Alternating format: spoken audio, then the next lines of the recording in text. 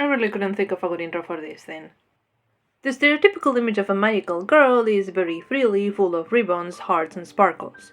Cryptids are typically not like that, but I like them both, so cryptid magical girls it is. Most definitions of cryptid fall alongside the lines of animal with not enough evidence to prove it exists. Take the one from the Oxford English Dictionary, for example. An animal whose existence or survival to the present day is disputed or unsustained. This kind of definition can be kind of broad. It can cause certain creatures being given the label of cryptid when there would be better words to define them. I would say that when people on the internet talk about cryptids, there tends to be a specific feel to them. They lean more into the supernatural overlaying side of things that, say, your classic myth. You get this overall image of a kind of creepy, mysterious creature that lurks in the dark. Perfect inspiration to designs on magical girls. So the goal for this video is create a bunch of designs that mix the conventions of a magical girl outfit with the more spooky aesthetic of cryptids, keeping in mind that the design has to read both as a magical girl and the cryptid that it is based upon. Simple stuff. There is a cesspool of options of cryptids to choose from for our cryptid girls, but for this video I decided to go with the classics: Bigfoot, the Loch Ness Monster, and Mothman. Okay, so Mothman is commonly depicted as a hunching humanoid creature with glowing red eyes and big wings. The wings tend to be represented in either of two ways. You have the moth variation, it's Mothman after all, but you also have the bird-like wings. One of the proposed explanations of Mothman is that he was actually a missile of a giant owl. Moths and owls have a lot of elements in common, like the antenna owl horns, the fluffy feathers, fuzz around the neck, the big round eyes, both have wings. You can see how the confusion might have happened. For what pertains to the design, what it really means is that there are a lot of interesting elements to play around with, because Mothman is just cool like that, what can I say? In a lot of the imagery of Mothman you find, the wings are almost like enclosing him. To translate this into the design, I thought it would be fitting to give our moth girl some form of cape. Here you can see some of the exploration I did for that. For the final design of the cape, I tried to play around with both the moth and owl aspects of Mothman. You can see that the top part is made to look like moth wings, and then at the back the cape has some feather-like shapes to bring some of the bird influence. I added some fuzz around the neck and make the shoulders exposed to add a little bit more of interest to the design. The dress I kept mostly simple, since I was planning to add more patterns to the cape in the coloring process, so yeah, an overall simple dress with just some ruffles and puffiness at the bottom. For the hairstyle, I tried to come up with ways in which to incorporate the antenna into a hairstyle itself, but honestly, I just like them better as straight up accessories. To contrast then the upward shape that the antenna created, I gave her some braids that go, downwards and then bend a little bit at the bottom.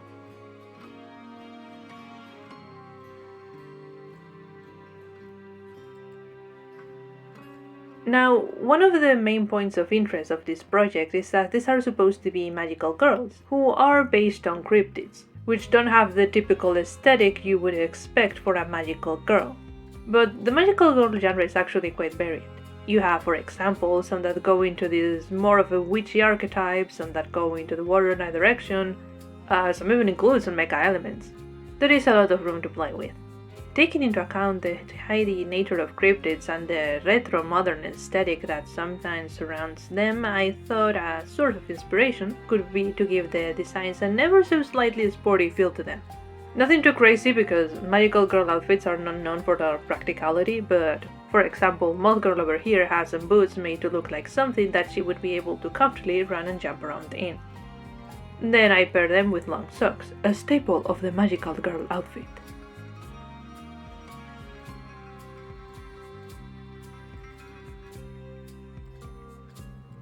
Another key element to really bring the cryptid concept forward would be the color palette itself.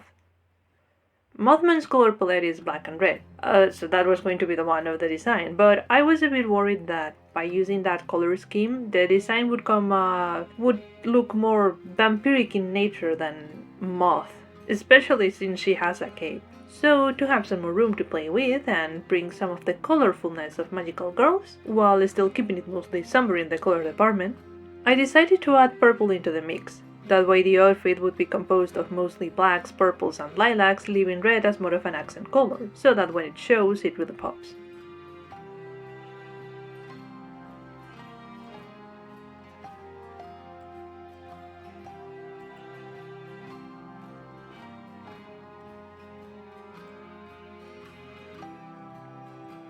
The cape has some patterns all around, modeled loosely after the patterns you can find on moth wings. And at the bottom I just straight up added eyes, because sure, sometimes the circle in moth wings kind of resemble them, but also, just as your local archivists who slowly losing their ties to humanity will tell you, any design can make use of the eye imagery aesthetic. I don't make the rules, I'm just the vessel through which they are communicated. Finishing it off, I felt that there was something missing. Maybe some more red? So I gave her the classic Mothman red glasses, and I think that really brought it all together.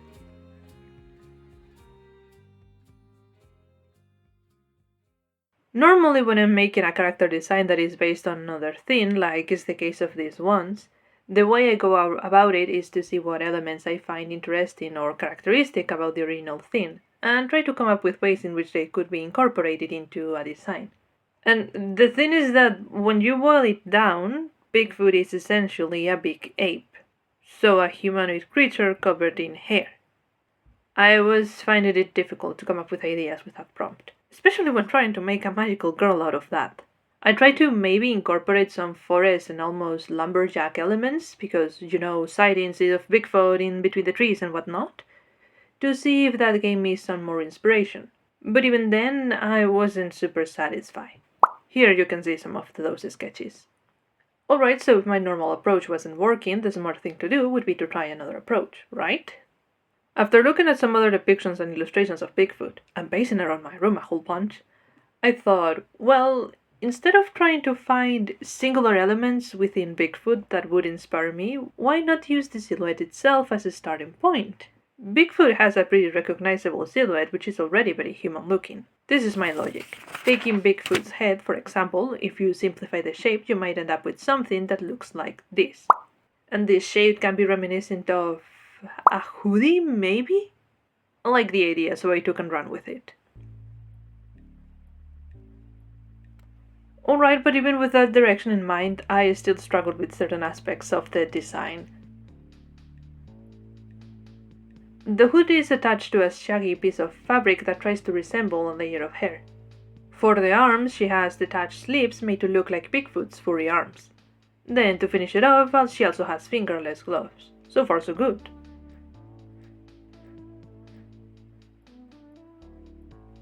The thing that gave me more trouble was the bottom part of the dress. For whatever reason, I could not find a way to give the design a skirt without it looking kind of disconnected and just put on there.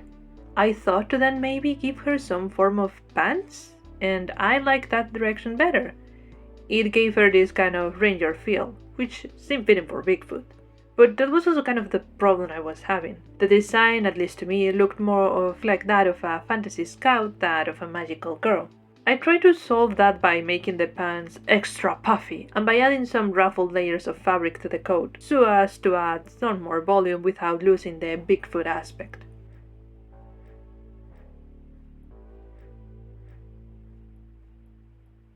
For the shoes I gave her long mountain boots with socks.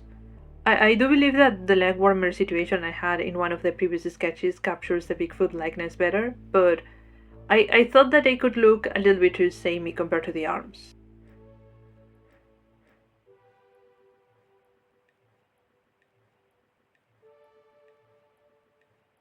For the color palette, I also struggled with it, because of course I did! I knew that the main color of the outfit was going to be brown, because that's the main color of Bigfoot. The only color, actually! For Moth Girl, I had brought purple to bring more colorfulness into the design, and at first I was trying to do something similar for Bigfoot. My first instinct was, well, pump out the saturation and give it some orange accents.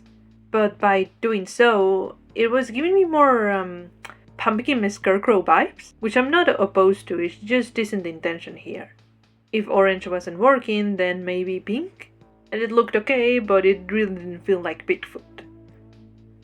I tried some iterations and it just wasn't working, alright? I think I was trying too hard and I wasn't managing to make something that satisfied me.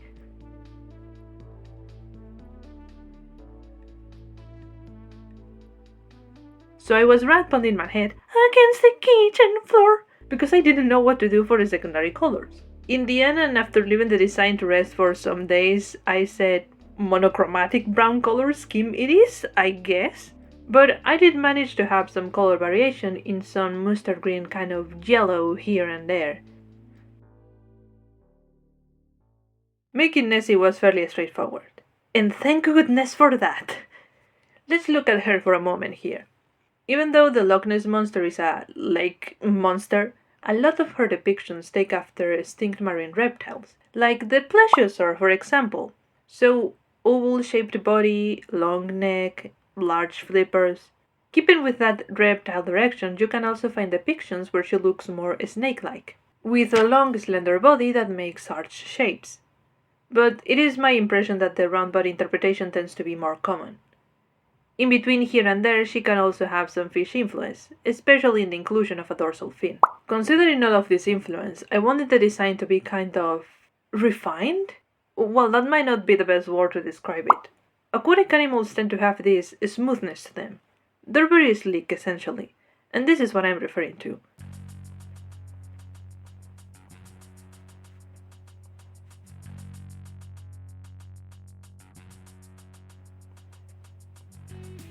I wanted to play with shapes that were more elongated and had a certain flowiness to them, and some that were more structured. Right from the first sketch I did manage to get something that was very close to what I had envisioned. Which was nice, considering that the two previous girls involved a lot of sketching, one because I had many ideas, another because I had no ideas. I think the thing that helped me a lot was the armor-like structure that she has around the clavicle area and the arms. I came up with that fairly early on, and with that element in place, the rest of the design just kind of flows from there. I ended up making the torso part a bit more structured because I thought it would be nice to add some lines that kind of resemble a thoracic cage. She then has long boots, as well as puffy sleeves underneath the armor elements of the arms, which, now that I look at them, look kind of like arm floaties. Kind of thematically relevant, I guess.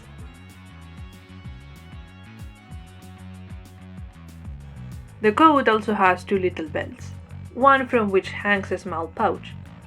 If you've noticed, all of the three of them have this little black pouch. I figured these girls would need to have some form of transformation device, one that doesn't have a design yet, so the pouch is there to reference the fact that they're supposed to have one.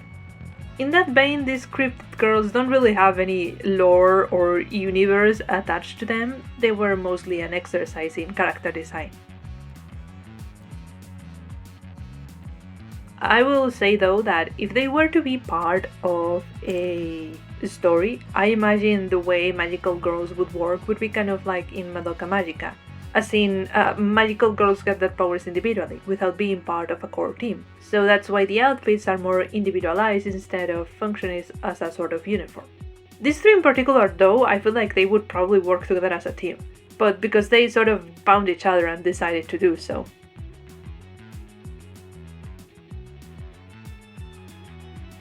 Back to the design, the colors are very simple, mainly greenish-bluish hues, which already makes it closer to a traditional magical girl color scheme compared to the other two. I did add tiny bits of rusty red in some parts of the design, like in the hair and the belt. One, to have some more color contrast, two, because I was honestly thinking of shipwrecks and that whole rusted metal look, and three, because the other two girls ended up having slight red accents, and I thought that would be a nice way of unifying them a little bit more.